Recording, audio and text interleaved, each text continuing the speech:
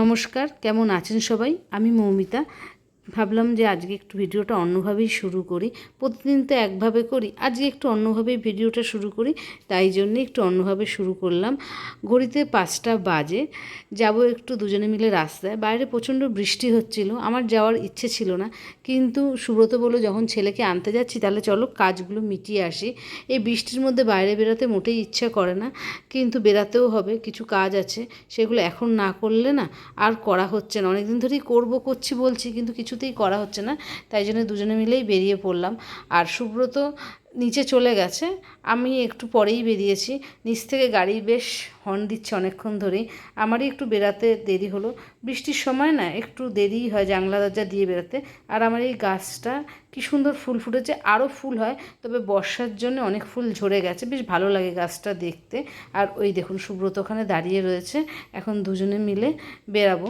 আর রাস্তার অবস্থা খুব খারাপ, চারিদিকে কাদা রয়েছে, জল জমেছে, তাই সুব্রতকে বারবার বলছিলাম তুমি গাড়িটা একটু আস্তে চালাও। আর সেরমভাবে না দোকানপাটও এখনও খোলেনি, যেহেতু বর্ষার ওয়েদার না, একটু পরে সন্ধ্যার দিকে দোকানগুলো সব খোলে। আর রাস্তায় দেখুন কিভাবে জল জমেছে। যাই হোক, আমরা দুজন মেন রাস্তায় চলে এসেছি, প্রচুর দোকানপাট খুলে গেছে। আর আমরা যাচ্ছি হলো ঠাকুরের জামা কিনতে। অনেকদিন ধরে ঠাকুরের জামা কিনবো, কিছুতেই কিনতে আর যাওয়া হচ্ছিল না। বর্ষার জন্য বাড়ির বাইরে না একদম বেরাতে ইচ্ছে করে না। আর রাস্তায় দেখুন কীরকম জল জমে আছে আর কাদাও হয়েছে। এই রাস্তা দিয়ে না বাইক চালিয়ে যাতায়াত করতে বেশ অসুবিধা হয়, আমার একটু ভয়ই লাগে।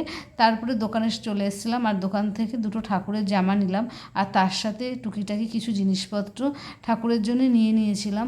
আসবো করে আসা হয় না বলে একেবারে সব জিনিসই নিয়ে নিয়েছিলাম। আর তারপরে যাচ্ছিলাম হলো মাছের দোকানে। আসল উদ্দেশ্য ছিল মাছের দোকানে যাওয়াই, কারণ মাছের খাবার শেষ হয়ে গেছিলো, সেটাই আনতে যাওয়ার কথা ছিল, আর তাই জন্যেই বেরিয়েছিলাম। আর মাছের দোকানটা বেশ দূরে, আর এই রাস্তা দিয়ে যাওয়ার সময় দেখলাম এই রাস্তার চারপাশে প্রচুর দোকান ছিল, সেই দোকানগুলো না সব ভেঙে দিয়েছে। রাস্তাটা বেশ চওড়া লাগছে ঠিকই, কিন্তু প্রচুর দোকান একদম ভেঙে দিয়েছে, জানি না তারা কোথায় আবার পরে বসবে। আর আমরা দেখো চলে এসেছি মাছের দোকানে। এই দোকান থেকে আমি সব সময় মাছ কিনি, দেখেছো মাছগুলো কি সুন্দর। আমার নেওয়ার ইচ্ছে ছিল, কিন্তু আমার অ্যাকোয়ারিয়ামে যে মাছগুলো আছে সেই মাছের সাথে নাকি এই মাছ থাকবে না। যাই হোক, এই দেখো মাছের খাবার নিয়ে নিয়েছি, এইবার যাচ্ছি ছেলেকে আনতে। সময় হয়েই গেছে, আর একটু পরেই ছেলের ছুটি হয়ে যাবে, তাই আমরা এসে এখানে দাঁড়িয়ে আছি, ছেলের জন্য অপেক্ষা করছি রাস্তায় দাঁড়িয়ে। আর ওই দেখো ছেলে বেরিয়ে আসছে। বৃষ্টির মধ্যে না রাস্তায় আমার দাঁড়াতেই ইচ্ছা করে না। ছেলের পড়া হয়ে গেছে, ও চলে আসছে, এরপরে আরও একটা জায়গায় পড়তে যাবে, তাই ওকে নিয়ে বাড়ি ফিরবো, একটু রেস্ট নেবে, তারপরে আবার যাবে পড়তে।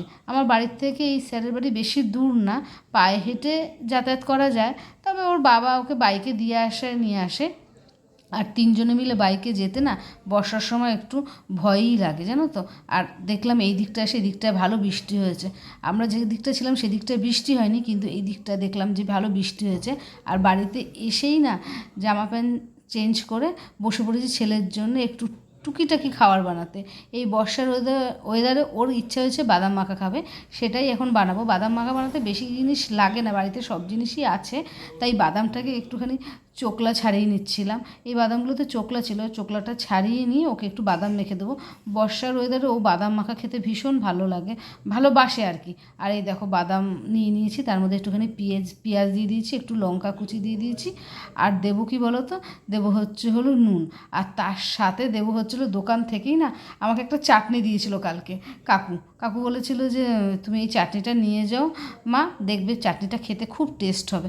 আমরা বাড়িতে এসে একবার টেস্ট করে দেখেছিলাম, চাটনিটা বেশ সুন্দর। চাটনির মধ্যে আদা আর লঙ্কা দেওয়া ছিল, তাই জন্য ভাবলাম এই চাটনিটা দিয়ে বাদামটা ওকে মেখে দিই, ওর ভালো লাগবে খেতে। তবে কি বলো তো, বাদামটা মেখেই ওকে দেবো, তারপরে যাব হচ্ছিলো রুটি তরকারি করতে। রাত্রের কোনো টিফিন আজকে করিনি, রাত্রের টিফিনটা রেডি করে তারপরে আমার রেস্ট। আর বাদামটা মাখছি ঠিকই, কিন্তু চাটনিটা যেহেতু অল্প না, চামচ দিয়ে মেখে আমার ঠিক পোষাচ্ছে না, তাই জন্য ভাবলাম যে হাত দিয়েই বাদামটা মেখে দিই।